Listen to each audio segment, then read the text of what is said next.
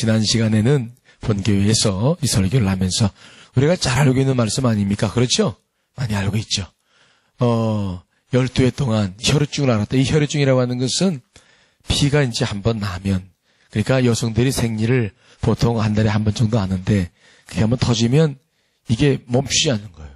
그러니까 얼마나 힘들겠어. 그래서 그 당시로는 그 병을 고칠 수가 없었어요. 그렇기 때문에 특별히 레위기에서는 또 그 병을, 이런 유출병을 부정한 병이라 여겼기 때문에 격리 수용을 또 해야만 했고 여러 가지로 어려운 일이 많았죠. 그래서 그 여인이 12년 동안 그 병을 고쳐보려고 오늘 말씀 보니까 하여튼 있는 돈을 가지고 많은 의사들을 다 찾아다니는 거예요. 12년 동안. 찾아다니고 또 약도 먹고 하여튼 뭐 별짓을 다 했겠죠. 하지만 12년 동안 노력을 했는데 병이 나아지지 않았어요. 많은 의사에게 오늘 말씀 보니까 괴로움을 당했다. 많은 의사에게 도움을 받은 것이 아니라 오히려 돈만 주고 괴로움을 겪었다. 의사가 다 그렇다는 거 아니라 성경에 나오는 그 당시 그 의사가 그랬다는 거죠. 그러니 이 여인이 어떻게 살았겠어? 12년 동안. 이제는 돈도 없고 자기를 어떻게 회복시킬 수 있는 방법이 없었겠죠. 그런데 그때 한 가지 들리는 소문이 있었는데 예수님에 대한 소문을 들은 거죠. 예수님의 옷자락이라도 만지면 병이 낫는다. 예수를 만나면 죽은 자가 살아나더라. 그러한 복음이 들려온 거죠. 모든 걸 포기했던 사람인데 그의 그러한 소식은 그 여인에게 복음이었죠. 복된 소식, 기쁨의 소식이었어요. 그래서 그 소식을 듣고 예수 그리스도를 이제 모인 곳에, 사람들이 많이 모이는 곳에 가가지고 살짝 이렇게 손을 댔던 거예요. 그런데 정말 자기 몸이 알더라. 오늘 성경 말씀은 몸이 알았다 그랬는데 정말 예수 그리스도의 옷살을 딱 만져봤는데 여기서 능력이 나오는 거지. 몸이 알았다. 벌써 이게 딱 만질 때 혈류의 근원, 피가 계속 나오던 것이 마른 것을 본인이 깨닫고, 그 다음에 이 영적 실체를 만질 때에는 거기서 영적인 그러한 어떤 체험이 있는데 아주 전주를 느끼는 아주 특별한 체험이 있죠. 여러분들이 이제 하나님을 만나신 분들이나 그런 특별한 경험을 하신 분들은 경험할 수 있는 분들이 뜨거워지면서 강력한 역사가 일어나니까 본인이 알아. 몸이 알아. 그래서 놀래가지고 자기 병이 나은 것을 알고 얼마나 기뻐했겠어요. 그런데 그 사실을 누구도 알았냐면 주님께서도 알았어요. 뭐가 나갔기 때문에? 능력이 나간 줄을 본인이 아셨던 거죠. 평상시에도 주님께서 많은 환자들을 고치시니까 그때마다 느끼는 영적 현상들이 있는데 그것이 이루어졌으니까 누구냐? 누가 내 옷을 손댔느냐? 이렇게 찾는 거예요. 제자들은 예수님, 이렇게 많은 사람들이 지금 예수님을 막 밀고 스치고 다니는데 아니 누가 옷자락을 만졌다는 겁니까? 그러니까 주님은 알았어요. 아니다. 내 능력이 나갔느니라. 수많은 사람들이 그냥 스치고 다녀도 그 능력이 나오지는 않지만 믿음의 손으로 만진 옷자락, 믿음의 손은 하나님의 능력이 나오게 되는 줄 믿습니다. 누구냐? 찾으시는 거예요. 그러니까 그 여인이 막 갑자기 긴장해가지고 막 와가지고 엎드려가지고 자기가 12년 동안 겪었던 이야기를 다 하고 자기 상황을 이야기를 다 하는 거예요. 주님께서 그 여인의 말을 다 들은 다음에 그렇게 말씀하죠. 오늘 성경 말씀에 딸이라고 말해. 얼마나 그 여인이 고통결을 겪었으면 그 사랑하는 딸을 바라보면서 딸아, 믿음이 너를 구원하였으니 평안히 가라. 그리고 그를 구원해 주시고 모든 병으로부터 이제 사하심을 받게 하는 역사가 오늘 기록되고 있는 거예요. 여러분, 믿음은 그렇게 중요한 거예요. 그저 수없이 우리가 신앙생활하고 기도하고 그래도 정말 온전한 믿음이 있느냐 굉장히 중요한 거죠. 자, 그런데 거기까지는 여러분들도 잘 알고 있는 내용일 거예요. 목사님이 강조하려고 하는 내용이 좀 있어요. 자, 지금 그 여인이 그렇게 죽을 병에 걸렸다가 그가 살아났는데 그 여인에게 믿음이 있었다고 했죠. 믿음의 손길. 그런데 그 믿음이라고 하는 것은 그 여인 내면에 있었던 겁니까? 아니면 그 여인 밖에 있었던 겁니까? 내면이라고 하는 것은 그 여인의 삶에서 보면 어디서 이루어지는 현상입니까? 안에서. 그렇죠? 내면에서. 그 여인이 12년 동안 살아왔는 것이 어땠는지, 행색이 어땠는지, 어떤 배경이, 어떤 걸 공부하고 이런 외적인 것들, 그런 것들은 전혀 그 여인에게 영향을 미치지 못했어요. 많은 의사를 찾아다녔지만은 아무것도 찾을 수 없었어요. 그런데 그녀의 믿음이 내면에서 생겼어. 내면. 거기서부터 이 여인의 새로운 역사가 시작되는 거예요. 그래서 우리가 신앙생활 하는 사람들은 아주 중요하게 여기에 될 게 하나가 있는데 그것은 여러분의 뭡니까? 내면이에요. 외향적인 삶이 아니에요. 여러분들의 그 목표하는 것들이 밖에 있다고 생각하지만 그러나 우리 크리스천들에 있어서 가장 중요한 것은 밖이 아니라 내면이에요. 여러분들이 내면을 아주 관찰하고 내면을 소중히 여기고 내면의 가치를 새롭게 알아야 될 줄 믿습니다. 밖에 있지 않아요. 몸이 뚱뚱하든 예쁘든 날씬하든 키가 작든 크든 또 여러분들이 직업이 뭐든 그런 부분들이 중요한 것이 아니라 우리의 내면 그 속에서 모든 일이 시작되기 때문에 여러분들이 관심을 갖고 정말 많은 노력을 기울여야 될 것은 외모가 아니라 여러분들의 뭐라고요? 내면이라는 거죠. 내면. 그래서 예수님께서도 하나님께서도 우리의 내면을 소중히 여기셨기 때문에 어디에서 하늘에 계신 그분께서 이제 모든 성전을 다 파괴하시고 예수 그리스도 십자가의 보혈로 우리를 구원해 주시고 새로운 교회를 세우시면서 우리를 어디에서 만나 주시겠다고 약속했습니까? 주님께서 여러분들을 어디서 만나 주십니까? 여러분들의 내면에서. 성령님이 어디에 있다고 말씀했습니까? 여러분의 내면에. 자, 고린도전서 3장 16절 17절 말씀 읽어보겠습니다. 시작.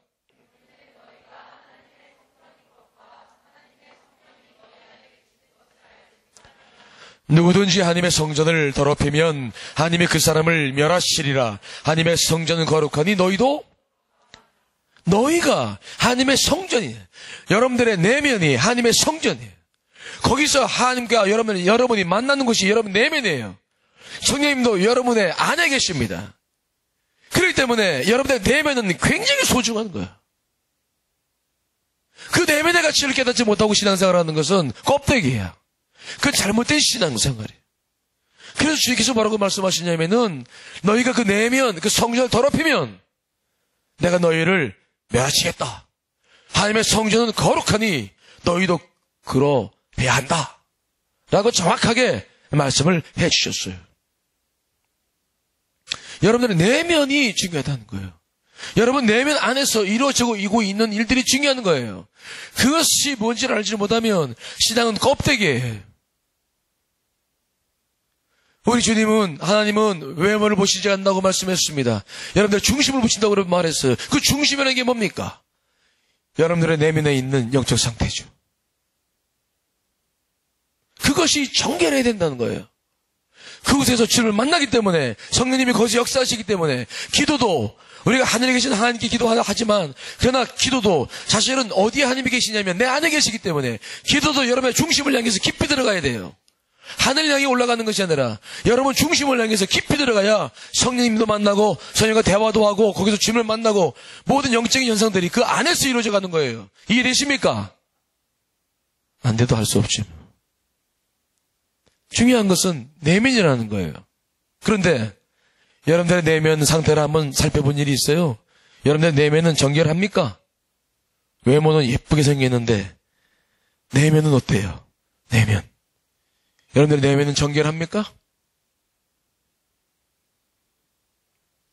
만일 우리가 내면에 대해서 정결하지 못하다고 한다면 정말 우리는 심각한 문제를 가지고 있다는 것을 아셔야 돼요. 내면이 정결해야 거기서 주님을 만나고 시험적인 신앙을 하고 성령을 체험하고 거기서 모든 것들이 이루어지는 거예요. 여러분 미래도 주님과의 관계 모든 것들은 거기서 이루어지는 거죠. 그런데 내면이 만일 지저분하다면 이거 어떻게 될까? 자, 그런데 여러분들의 내면을 한번 살펴봤을 때 정결하다라고 말하기가 어려울 거예요. 왜? 거기에서 무수한 것들이 이루어지죠. 왜 우리의 내면이 정결하지 못할까요? 우리의 내면이 뭐가 있기 때문에 내면이 오히려 외면보다 더 정결하지 못하다고 우리는 이야기할 수밖에 없습니까? 무엇 때문에? 그 속에서 뭐가 이루어집니까? 여러분 내면에서 뭐가 이루어져요?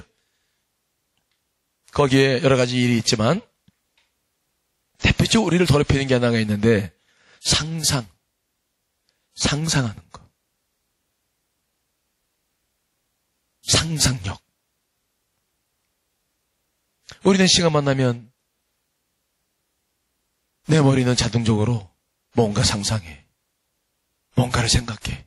설교를 듣는 이 시간에도 난 뻔히 쳐다보고 있지만 속에서는 지금 뭐 딴짓 하고 있는지 몰라.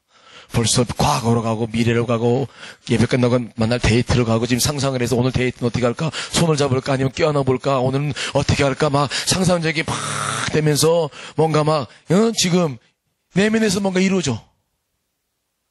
겉은 멀쩡해. 속은 계속 상상력이 여러분 안에서 모든 일을 행하고 있죠. 그래서 그 상상 때문에 여러분들의 내면이 성소인데 하나님이 임하시는 자리인데 이게 막 혼란에 빠져 있고 내면의 질서가 다 깨져 있고 그러므로 주님을 만나려면 정말 온전한 신앙생활을 하기 위해서는 내면이 정리가 돼야 돼요. 자, 오늘 이 여인, 자, 이 여인도 마찬가지죠. 25절, 26절 말씀 읽어보겠습니다. 시작.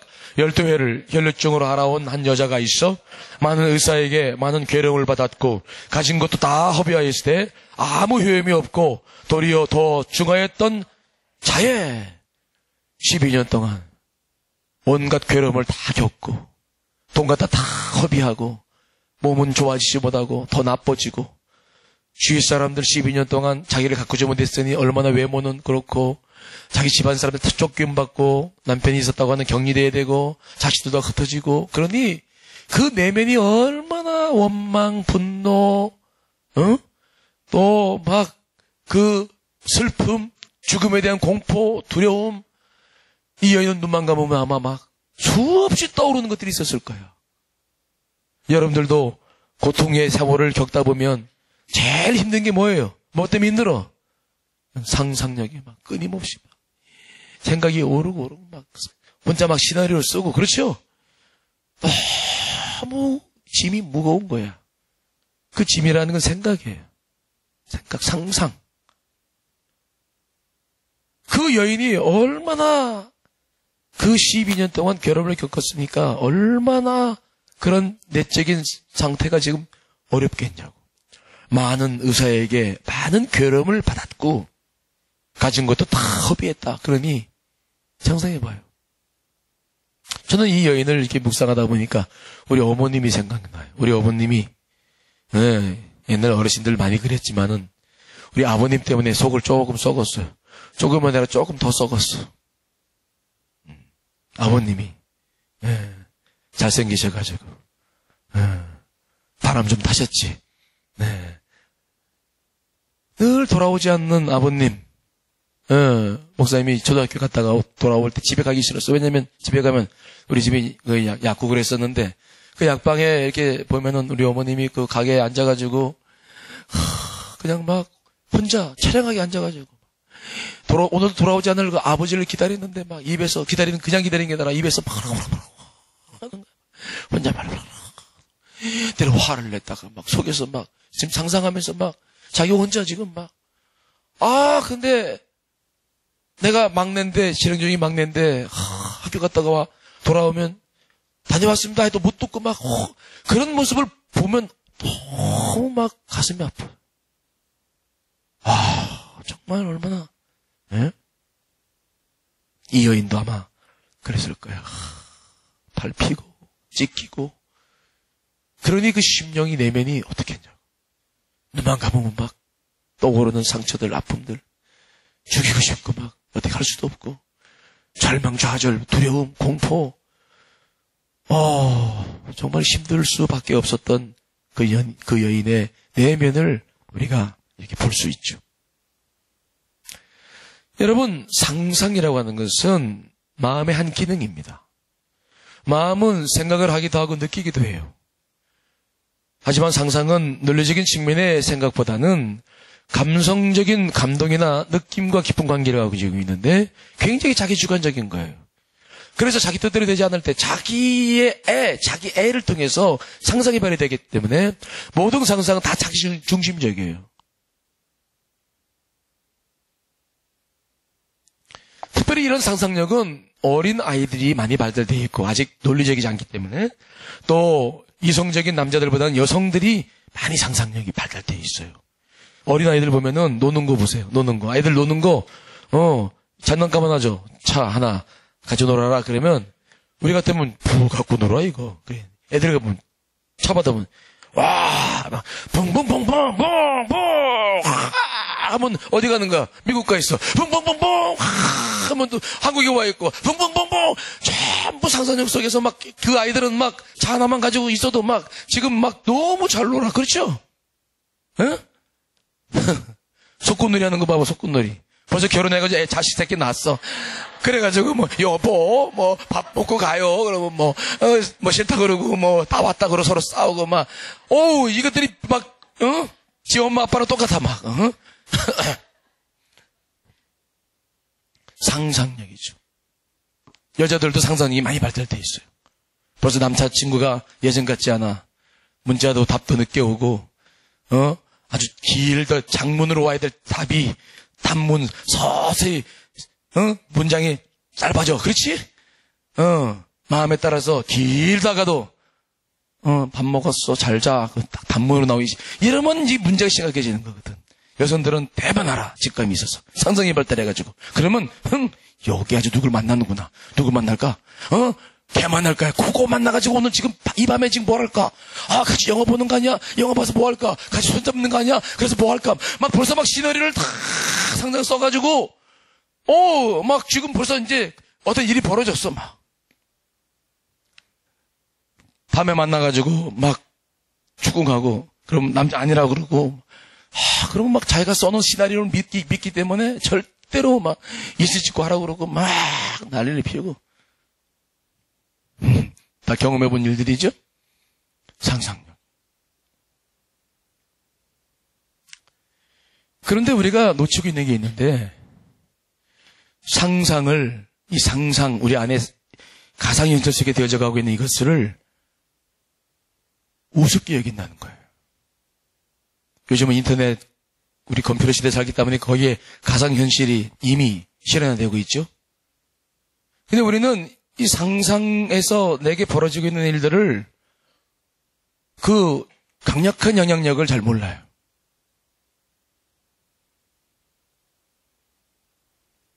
여러분, 상상력이라고 하는 것은 막강한 힘을 가지고 있고 영향력을 우리에게 주고 있어요. 그래서 우리 운동선수들도 보면은 실제로 야구 선수들도 가서 배팅 연습시키는 거 대신에 이미지 트레이닝을 시키잖아. 컨디션이 좋지 못하고 그 다음에 나이 굳고 그러면은 내보내지 않고 상상의 훈련을 시켜요. 그래서 공이 투수가 던질 때 지금 치는 훈련 상상으로 시키는데 이것들이 실전 연습시키는 거랑 차이가 없는 거야. 목사님도 미국에서 있을 때 공부를 하면서 밤에 테니스를 가끔 쳤는데 테니스를 배워야 되는데 배울 돈이 없어가지고 그때 그런 방법을 썼어. 잘 치는 친구 다 쳐다보게끔. 그러면 서버를 막 넣는 것들 다 눈여겨봐. 그리고는 혼자 상상해 줘요. 그리고 막 계속 그것을 하다가 실전에 나가면은 다들 나한테 그랬어. 미목사 어디서 레슨 받아? 나한테 그 강습 시켜달라고. 내가 운동 감각이 좀 있거든. 그래서 나도 그때 굉장히 그런 이미지 트레이닝에 대해서 내가 실습해 본 적이 있었어요. 상상이라고 하는 것은 힘을 가지고 있어. 이 상상의 영역을 통해서도 병을 또 치료해요. 목사님도 목회하면서 우리 교회에서 하고 있는 치유사역 여러 가지가 있는데 그 가운데 라이프 웨이, 그게 가족치유 마음치유예요. 그게 치유 프로그램인데 상상력을 거룩하게 썼을 때에 거기서 아주 그런 치유의 능력이 나타나. 한 번은 교인들하고 같이 성경 공부를 하는데 그걸 훈련을 시키는데 어떤 여자 집사님이 남편과의 관계가 너무 안 풀어지는 거야. 남편이 뭐 잘못하거나 바람피거나 그런 것도 아니야. 잘해줘요. 그런데 이 집사님의 마음의 문이 열리지가 않는 거야. 정말로 진실로 마음의 문이 열리지가 않아. 그래서 굉장히 고민을 하고 같이 공부하다 보니까 그런 고백을 해서 그래서 이제 그분을 이제 기도로 초대했죠. 기도를 깊이 해보자. 성령님께 기도해봐라.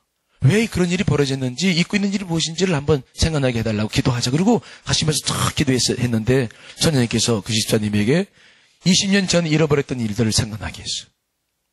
그 집사님이 결혼 초였어요. 남편이 계속 술을 먹고 늦게 들어오고 그때 첫 애를 임신하고 있었어. 자꾸 그러니까 남편에게 바가지가 이제 강도가 세지니까 하루는 막 술을 먹고 만신창이 되고 와가지고 바가지 긁는 자기를 막 때리는데 임신했는데 막 배를 발로 차더라는 거야.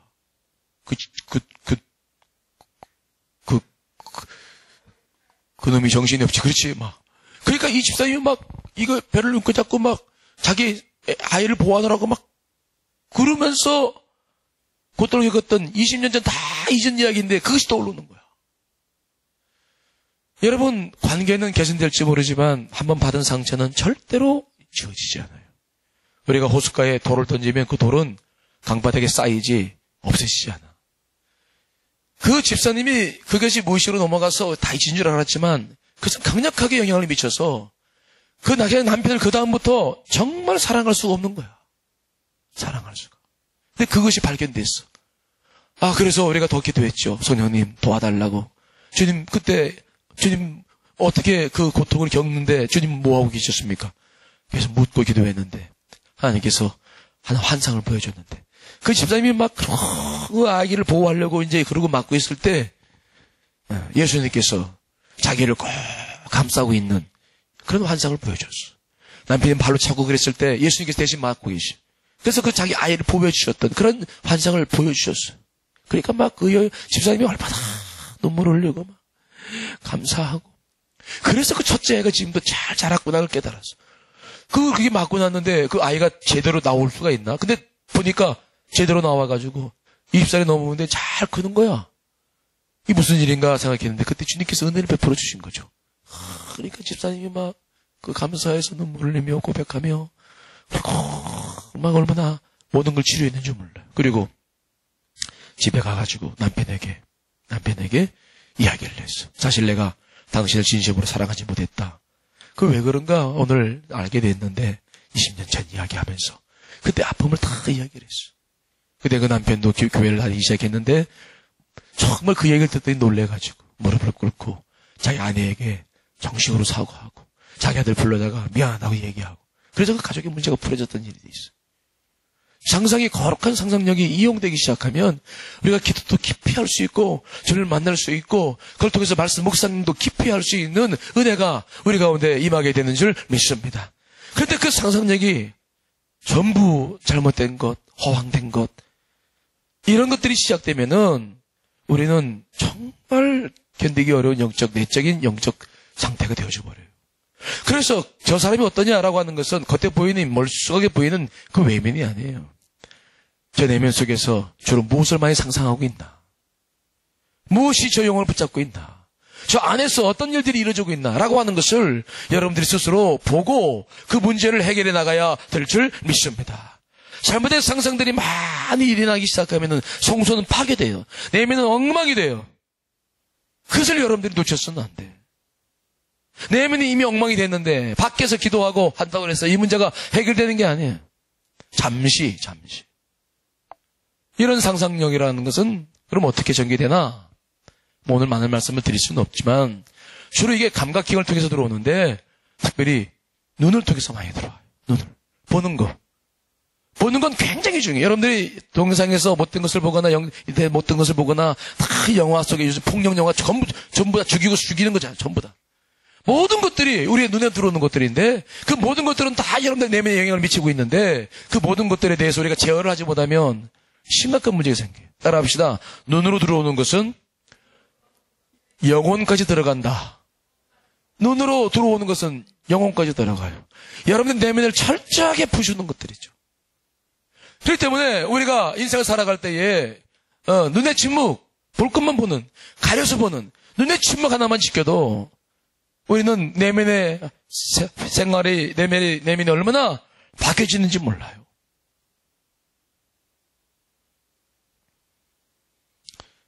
문제는 사람들은 그런데 그렇게 상상의 죄 적당히 보는 것을 그냥 대수롭지 않게 생각한다는 것이 문제예요.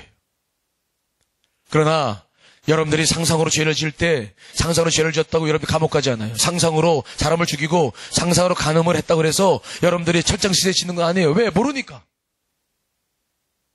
그러나 사람들은 여러분들이 속일 수 있을지 모르지만은 주님은 속일 수 없음을 믿으시길 간절히 축원합니다.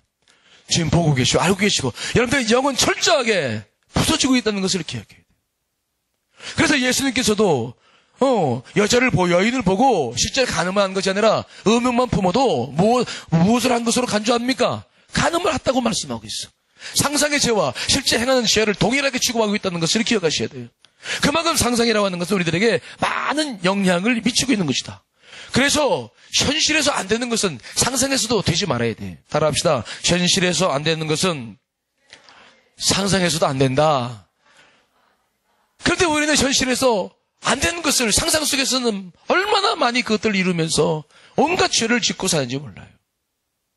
그것들이 정말 여러분들의 성소를 더럽히고 성령을 더럽히고 그럴 때마다 사탄이 여러분들의 영혼에서 놀고 뛰고 우리가 얼마나 많은 아픔을 그분께 드리는지를 우리는 알아야 되는 거예요.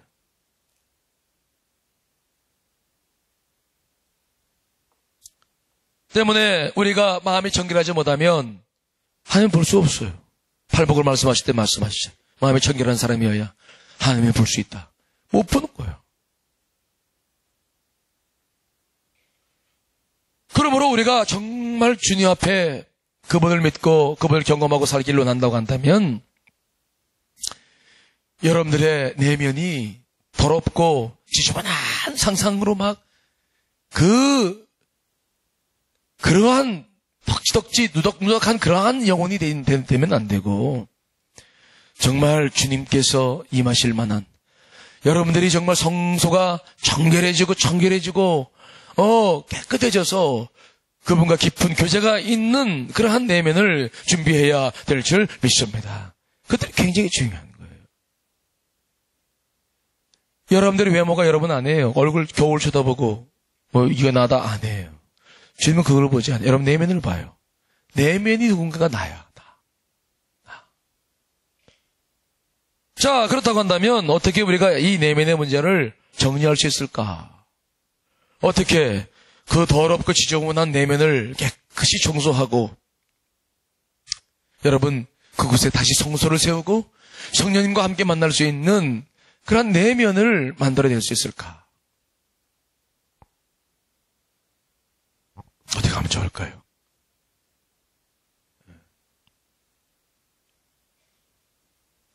길은 하나밖에 없어요. 하나밖에. 뭐냐? 여러분들의 내면이 말씀으로 채워지시기를 간절히 축원합니다. 말씀으로 채워져요. 여러분의 내면을 빈집을 만들면 안 돼요. 빈집을 만들면 성경에도 있죠? 짐 나간 귀신이 7귀신을 데리고 들어와가지고 오히려 거기서 활보를 내. 여러분들의 내면을 빈집으로 만들어 놓고 아무것도 없이 만들어 놓아버리면 거기는 쓸데없는 것들만 가득 채워질 밖에 없어. 그냥 말씀이 들어와 버리면 그 빛이 들어오면 마치 어두운 방에 들어갔을 때 스위치를 누르면 빛이 들어와서 어둠에서 삽시간에 물러가듯이 그 말씀이 여러분 가운데 채워지기 시작하면 그 내면의 그 더러운 것들은 삽시간에 물러가는 것을 믿으시기를 간절히 축원합니다. 여러분 오늘 성경 본문에 나오는 이 여인을 생각해 보십시다. 그토록 아픈 상처 속에서 온갖 부정적인 상상으로 가득 찼을 그 여인의 내면은 어떻게 해결됐습니까? 어떻게 그 내면 속에 실수가 세워지고 그 속에 온전한 믿음이 세워졌을까요? 그것은 예수님에 대한 소문을 들었어요. 그가 모든 것을 포기하고 고통의 세월을 얼마나 보내는지 몰라요. 그 고통의 세월을 보내다가 예수님의 소문을 들은 그 시간이 얼마만큼 간격이 있었는지 모르겠지만 예수 그리스도에 대한 소문이 들으면서부터 이 여인에게는 새로운 소망이 생겼어요. 특별히 이 여인이 들었던 성경은 소문은 무엇이었을까? 이 여인은 남 앞에 함부로 나설 수가 없었어요. 그런데 소문을 들어보니까 예수 그리스도를 만나면 옷가라도 손을 만지면 병이 낫는다더라. 이 소식은 그녀에게 굉장히 중요한 복음이었죠. 자, 여러분, 그 소식, 자, 마태복음 14장 36절, 누가복음 6장 19절 같이 읽어보겠습니다. 시작.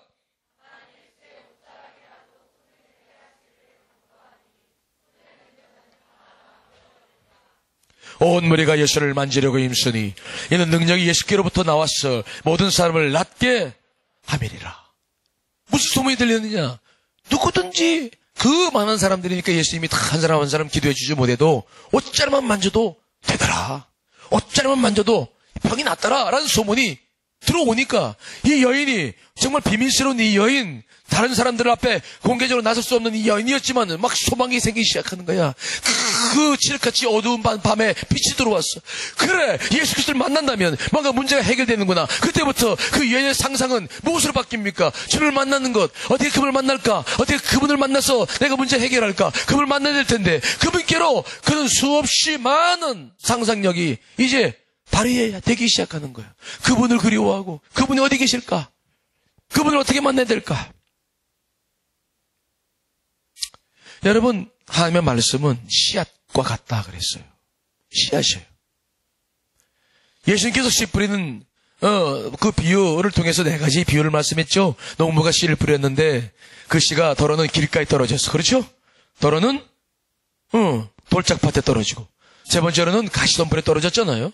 그런데 옥토에 떨어진 씨앗은 100배, 60배, 30배 결실을 맺었다. 그때 그 비유를 말씀하시면서 하나님께서 뭐라고 말씀했습니까? 자, 누가복음 8장 11절 읽어봅니다. 시작. 씨가 하나님 말씀이다. 말씀이 우리 옥토에 떨어지면 이것은 그냥 죽어있는 게 아니라 자라요.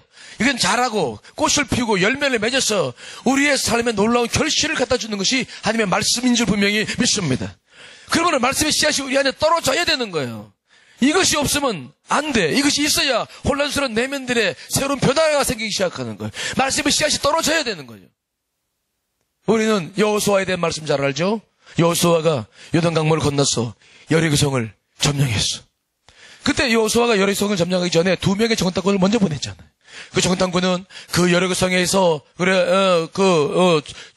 입구에 있었던 주막에 들어가서 이제 그 성을 정탐하기 시작했는데 그 정보가 그 여리고성 왕에게 들어갔어. 왕은 군사들을 급파해서 그 첩자를 잡아라.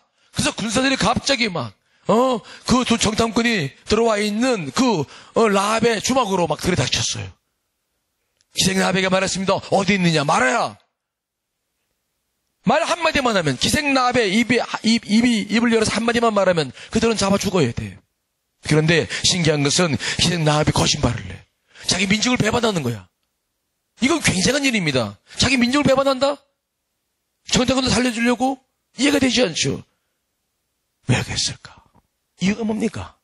자, 여호수아 2장 9절 11절 읽어봅니다. 시작. 말하되 여호와께서 이 땅을 너희에게 주신 줄을 내가 아노라. 우리가 너희를 심히 두려워하고 이 땅 주민들이 다 너희 앞에서 간담이 녹나니 이는 너희가 애굽에서 나올 때에 여호와께서 너희 앞에서 홍해 물을 마르게 하신 일과 너희가 요단 저쪽에 있는 아모리 사람의 도왕 시온과 옥에 행한 일 곧 그들을 진멸시킨 일을 우리가 들었음이니라. 우리가 듣자 곧 마음이 녹았고 너희로 말미암아 사람의 정신을 잃었나니 너희 하나님 여호와는 위로는 하늘에서도 아래에는 땅에서도 하나님이시니라. 왜 그럴 수 있었냐면 그 여인 속에 이미 복음의 씨앗이 떨어졌어요. 모세가 이스라엘 백성을 이끌고 홍해바다를 건널 때부터 그 홍해바다가 정말 갈라졌더라라는 소문이 퍼지면서부터 그 소문들은 그 모든 가나안 부족들에게 두려운 소식이었어. 이 여인도 그 소식을 알았어요. 그런 분이 계셔? 그런데 여호수아가 요단강을 건넜습니다. 그 요단강도 하나님의 능력으로 마른 땅을 건넜어요. 어떻게 그럴 수 있을까?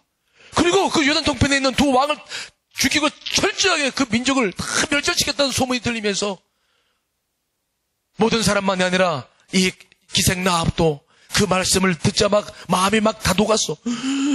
그리고 정신을 잃을 만큼 충격적이었어요. 그런 분이 계신가? 그런 분이 계신가? 그런 하나님이 계신가? 정말 신중의 신이구나. 그분은 하늘로도 신이고 땅으로도 신이구나. 그분이 하나님이시구나. 그분을 믿어야 될 텐데 그분이 계시구나. 복음이 떨어졌어. 그것이 잘하고 있었어요. 그 말씀이 그에게 떨어지자 그 말씀이 역사하기 시작하는 거야. 자기가 역사하는 것이 아니라 말씀이 자라서 그 말씀이 자기를 끌고 가는 거죠. 말씀대로 결단할 수 있는 기회를 허락해 주신 거예요. 그래서 그 기생 라합은 자기 목숨 내놓고 그들을 살리면서 마지막 구원받는 놀라운 역사를 경험하게 되는 것이다 하는 거예요. 그러므로 여러분들이 해야 할 일은 뭐냐면 여러분 안에 말씀으로 채우시기를 간절히 축원합니다. 말씀의 씨앗이 떨어져야 돼.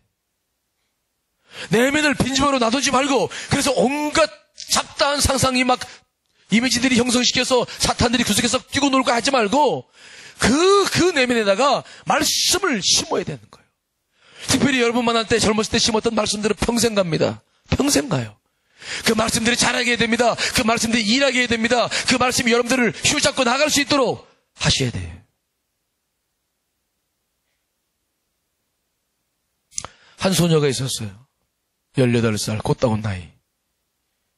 미국에서 자란 이 소녀는 이제 대학에 들어가야 되는데 대학에 들어갈 수 없었어요. 왜냐하면 너무 가정이 어려워서 힘들고 어려워서 비관하고 하느라고 약물 중독과 알코올 중독에 빠져버렸어요. 의사가 이 아이를 주립병원에 입원시켜서 치료시키려고 했는데 의사들이 두 손 들었어. 치료할 수 없다. 그래서 격리 수용돼가지고 장기간 치료할 수밖에 없어서 병실에 마치 감옥 같은 병실에 가둬두었어요. 그런데 그 마을에 한 교회에서 이제 팀을 이루어서 그 병원으로 우리 교회에서 하듯이 전도를 하러 나왔어. 그 가운데 어떤 집사님이 그 병실에 갇혀있는 그 소녀를 보면서 너무 안타까운 거야. 그냥 사람도 못 보고 벽에다 막 고개를 숙이고 막 이러고 있는 그 소녀를 바라보면서 너무 안타까운 마음이 들었어요. 그래서 의사에게 말했어요. 나에게 하루에 1시간씩만 달라. 뭐 할 거냐? 내가 소녀에게 말씀을 읽어주고 싶다. 성경 말씀을. 의사가 놀랐어요. 무슨 소리 하는 거야? 안 된다. 하지만 이 집사님은 끊임없이 이야기를 합니다. 내가 하고자 하는 것은 그냥 말씀을 읽어주는 겁니다. 기도하거나 저 아이를 교회로 데려가지 않겠습니다. 의사가 당신이 치료하는 일을 방해하지 않겠습니다. 1시간씩만 주십시오. 하도 애원하니까 의사가 대답했죠. 그러면 기도하지 말고 교회 데려가려고 하지 말고 교정시키지 말고 1시간씩 말씀만 읽어주는 것으로 허락합니다. 그때부터 이 집사님이 계속 동일한 시간에 와서 말씀을 읽어줘요. 말씀 읽을 때마다 아이는 막 듣지도 않고 뭐 계속 고개도 숙이고 보이지도 않고 2개월 동안 내내 가도 한 번도 얼굴을 안 보여줬어. 그 말씀을 읽는 그 여자 집사님도 힘들었죠. 정말 저 아이는 안 되는가 보다. 그런데 2개월이 지나고서부터 이 아이가 휘끔 쳐다봐. 그 모습을 본 집사님이 힘이 나서 계속 3개월째 말씀 읽어주는데 고개가 돌아오고 몸이 자기가 가면 먼저 돌려서 자기를 보고 말씀을 듣고 묻고 웃고 얼굴이 펴지기 시작하는 거예요. 그렇게 말씀을 6개월째 읽어주었을 때 그 안에 있던 묶인 사실들이 다 풀리는 듯 얼굴들이 밝아지고 그리고 자기를 보면 웃고 완전히 새로운 삶을 살게 되는 놀라운 역사가 일어났어. 그분은 지금도 이제 목회자가 돼서 주의 일들을 감당하고 있는데 놀라운 일이 아닐 수 없었어요. 그때 그 집사님이 읽어줬던 말씀을 보니까 그런 말씀들이었더라고. 자, 시편 139편 13절 14절 말씀 읽어보겠습니다. 시작. 주께서 내 내장을 지으시며 나의 모태에서 나를 만드셨나이다. 내가 주께 감사하오면 나를 지으신 그 심히 기묘하심이라. 주께서 하시는 일의 기이함을 내 영혼이 잘 아나이다. 누가 만드셨는지 어떻게 해서 이 땅에 태어났는지를 알게 하는 말씀들을 계속했던 거예요. 여러분, 그녀는 자신에게 일어난 일, 즉 속사람이 해방되고 힘을 얻고 치유된 것에 대해서 분명한 확신을 갖고 있는데 그것은 하나님의 말씀이라는 것을 알고 있었어요. 주의 말씀이 내게 빛같이 임했습니다. 나는 그 말씀이 임했을 때 모든 쇠사슬을 벗어버릴 수 있었습니다. 말씀의 힘으로 나는 새 사람이 되었습니다. 근데 가는 곳마다 그런 간증들을 하고 다니고 있어요. 하나님을 전혀 몰랐습니다. 교회 다니지도 않았습니다. 약물과 알코올의 노예로 살았던 그 사람의 그 내면 속에서 무슨 일이 벌어진 거예요? 여러분, 그 소녀의 내면에서 벌어진 일에 대해서 답을 찾으려면 말씀 읽어야 되죠. 시편 107편 10절 11절 말씀 읽어보겠습니다. 시작. 사람이 흑암과 사망의 그늘에 앉으며 권고와 쇠사슬에 매임은 하나님의 말씀을 거역하며 지신 자의 뜻을 사람들이 하나님 말씀을 들어도 거역하고 받아들이지 않았을 때는 그 사람들은 곤고한 쇠사슬에 묶일 수밖에 없어. 겉은 멀쩡하지만 속은 다 사단의 노예가 되어 있죠. 쾌락의 노예가 되고 있죠. 그러나 만일 그들에게 말씀이 들어간다면 그 사망과 흑암의 그늘에서부터 곤고와 쇠사슬의 그 굴레로부터 벗어나게 될 줄 믿습니다. 시편 110편 14절 20절 말씀을 읽어보겠습니다. 시작. 흑암과 사망의 그늘에서 인도해 내시고 그들의 얼굴엔 줄을 끊으셨도다. 그가 그의 말씀을 보내어 그들을 고치시고 위험한 지경에서 건지셨도다. 여러분, 하나님의 말씀은 살아있는 줄 분명히 믿습니다. 양날에선 어떤 검보다 예리해요. 그 말씀의 검으로 혼과 영과 관절과 고수를 찔러 쪼개기까지 하면서 우리를 하나님 앞에서 낱낱이 드러내는 겁니다. 말씀의 힘이죠. 그러므로 그 말씀 앞에서 그 누구도, 그 어떤 사탄도 견딜 수가 없는 거예요. 말씀이 능력이 있습니다. 그러므로 여러분 안에서 말씀이 자라서 말씀이 일할 수 있게 되시기를 간절히 축원합니다. 나는 약해요. 나는 의지가 약해. 내가 이러려면 다 무너져요. 그러나 말씀이 자라서 말씀이 나를 축원하면 절대로 우리는 승리할 수 있어요. 그런 비결을 누가 알았느냐? 사도 바울이 알고 있었죠. 사도 바울은 이제 3차 전도 여행을 마치고 다시 예루살렘으로 돌아갑니다. 근데 그 여행이 마지막 여행이라는 걸 알았어. 직감적으로 알았어요. 난 돌아가면 못 돌아온다. 그래서 그 에베소 장로들을 만나서 정말 만나서 기도해주고 싶었어. 그래서 그들을 어렵게 만났습니다. 근데 그때 에베소 장로들을 만났을 때 사도 바울이 한 말은 기가 막힌 말을 하고 있어. 자, 사도행전 20장 32절이죠. 전체 읽어보겠습니다. 시작. 지금 내가 여러분을 주와 및 그 은혜에, 이게 지금 문장이 맞는 거예요? 사람들을 말씀에 부탁해. 말씀을 사람에게 부탁해야지. 근데 오늘 사도 바울은 말합니다. 내가 당신들을 주님과 은혜로운 뭐라고? 말씀에 당신들을 부탁한다는 거야. 즉 당신들의 능력과 힘으로는 안 된다는 거야. 이 환난과 이 핍박을 견딜 수가 없다는 거야. 그러나 당신들이 만일 말씀에 사로잡히면, 말씀 속에 있으면 그 말씀이 당신들을 이끌어갈 것입니다. 말씀이 당신들을 승리하게 할 것입니다. 그래서 사도 바울은 말씀 가운데 그들을 맡기는 거예요. 말씀 가운데. 또 읽어봅니다. 시작.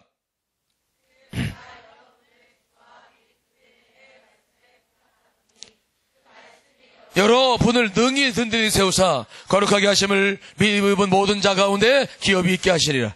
말씀이 여러분을 든든히 세운다. 말씀이 세우는 거예요. 말씀이 내 안에 들어왔을 때 말씀이 나를 보호하고 말씀이 나를 세우는 것이에요. 아니, 말씀이 사람도 아니고 말씀이 이거 활자된 건데 이게 무슨 능력이 있나? 천만에요. 말씀이 능력이 있는 줄 분명히 믿습니다. 하나님의 말씀이기 때문이죠. 그래서 사도 바울은 참 엄청난 이야기를 하는 거예요. 말씀에 당신들을 맡긴다. 말씀에 사로잡히기를 간절히 당부하고 떠나가는 사도 바울의 모습을 우리가 보는 거예요. 여러분, 우리가 말씀의 관리자가 아니에요. 여러분들이 성경책 가지고 들고 다닌다고 여러분들이 말씀을 관리하는 자입니까? 여러분들이 성경책 읽고 싶으면 읽고 성경책을 마음대로 할 수 있다고 생각하세요? 천만에요. 여러분들이 말씀의 관리자가 아니라 말씀이 여러분을 관리한다는 사실을 믿으시기를 간절히 축원합니다. 말씀이 나를 이끌어갈 수 있어야 돼요. 믿음은 들으면서 납니다. 말씀으로 채워져야 언제나 믿음이 세워질 수 있는 거예요. 그러나 말씀으로 우리가 세우지 못하면 우리 신앙은 껍데기죠. 그래서 예수님께서도 이 말씀과의 관계에 대해서 비유로 말씀하신 겁니다. 그게 포도나무의 비유죠. 자, 요한복음 15장 5절 7절 말씀 읽어보겠습니다. 시작. 나는 포도나무요 너희는 가지라. 그가 내 안에 내가 그 안에 거하면 사람들이 열매를 많이 맺나니 나를 떠나서는 너희가 아무것도 할 수 없음이라. 사람이 내 안에 거하지 아니하면 가시처럼 밖에 버려져 마르나니 사람들이 그것을 모아다가 불에 던져 사르느니라. 너희가 내 안에 거하고 내 말이 너희 안에 거하면 무엇이든 원하는 대로 구하라. 그리하면 이루리라. 포도나무에 가지가 붙어 있어서 포도를 열매를 맺는 거 아니에요? 가지가 떨어져 있으면 그건 불쏘시개감이야. 사람들은 그것을 모아다가 불에 던지는 거죠. 그런데 이 포도나무와 가지와의 관계, 즉 우리가 예수님과 우리와의 관계, 이 생명의 관계입니다. 우리가 그 예수님 안에 있어야, 거해야 우리는 열매를 맺고 우리가 그런 은혜를 누릴 수 있는 거예요. 그런데 그런 은혜가 무엇으로 시작됩니까? 무엇입니까? 너희가 내 안에 거하고 뭐라고? 내 말이 너희 안에 거하면 말씀 때문에 생기는 관계예요. 우리와 주님과의 관계는 말씀 때문에 생기는 관계라는 사실을 믿으시기를 간절히 축원합니다. 우리의 믿음은 말씀으로 형성된 믿음이죠. 말씀에 빠져버리면 우리 생명이 없는 거예요. 내 안에, 내 내면에 주의 말씀이 없는데 붙어있다. 그건 죽음까지. 그건 예매 맺을 수가 없는 거예요.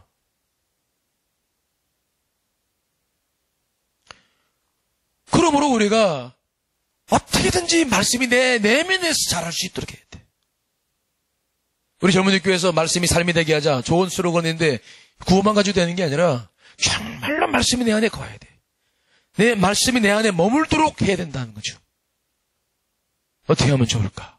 우리가 많은 말씀을 젊은이 교회에서도 공부하고 여러분들 오늘도 지금 말씀을 듣고 있습니다만은 여러분 우리의 문제는 뭡니까? 말씀을 몰라서 그렇습니까? 아니에요. 말씀 알지. 오늘도 말씀 듣고 은혜 받아. 이거 모르는 거 아니야. 그런데 문제는 뭐냐면 오늘 예배를 딱 마치고 셀모임까지 끝나고 딱 집으로 돌아가는 과정서부터 시작하죠. 그때부터는 우리는 말씀은 다 잊어버리고 완전히 세상 사람이야. 말씀이 내게 없어. 예배 드리고 기도할 때 말고는 말씀이 없어. 말씀이 나한테 역사하는 힘이 아무것도 없어. 그다음부터는 내가 하고 싶은 대로 생각하고 상상하고 내가 하고 싶은 대로 살고 내가 세상 사람들처럼 똑같이 살면서도 난 크리스찬이지. 안 돼요. 어떻게 해야 좋을까? 여러분 말씀을 읽거나 듣는 것으로 속하지 말고 말씀을 뭐 해야 됩니까? 따라합시다. 묵상해야 된다. 묵상하라는 거예요. 묵상하라. 묵상하라. 묵상이라는 게 뭡니까? 묵상한다는 말이 되씹는다. 말씀을 자꾸 되씹어야 되는 거예요. 우리가 사과가 있다. 여기 사과가 하나가 있어. 그럼 사과를 먹으려면 한 입 밖에 물었어요. 그리고 바로 생깁니까? 그러면 소화도 안 돼. 한 번 팍 했으면 잘게 씹어야 돼. 거기서부터 맛이 나오는 거예요. 그렇죠?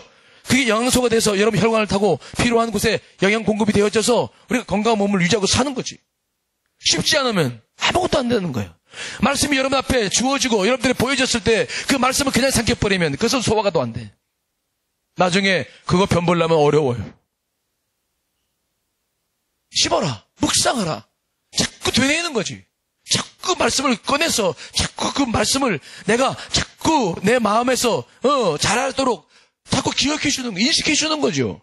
말씀이 내 안에서 자꾸 꽃을 펼치도록 말씀에 관심을 가져주는 거예요. 그 말씀에 물을 주고 말씀을 키우는 거죠.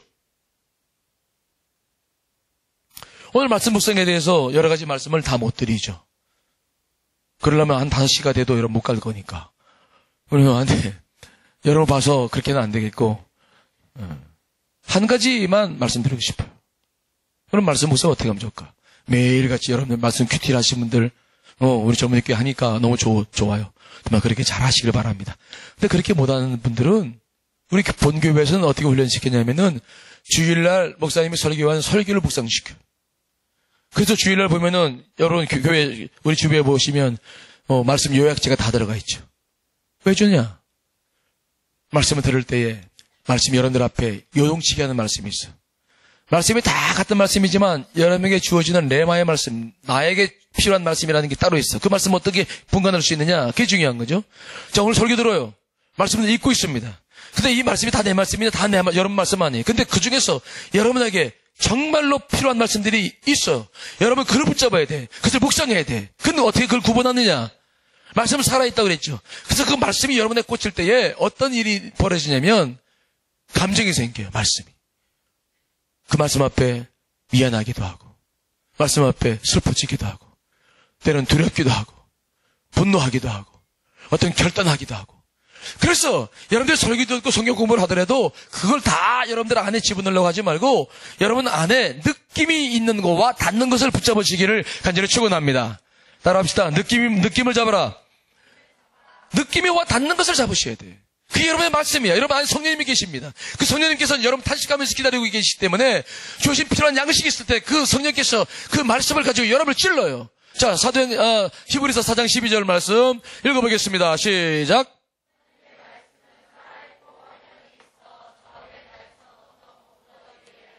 혼과 영감 및 관절과 골수를 찔러 쪼개기까지 하며 또 마음의 생각과 뜻을 판단하나니 지으신 것이 하나도 그 앞에 나타나지 않음이 없고 우리 결선을 받으실 이의 눈앞에 만물이 벌거벗은 것 같이 드러나느라.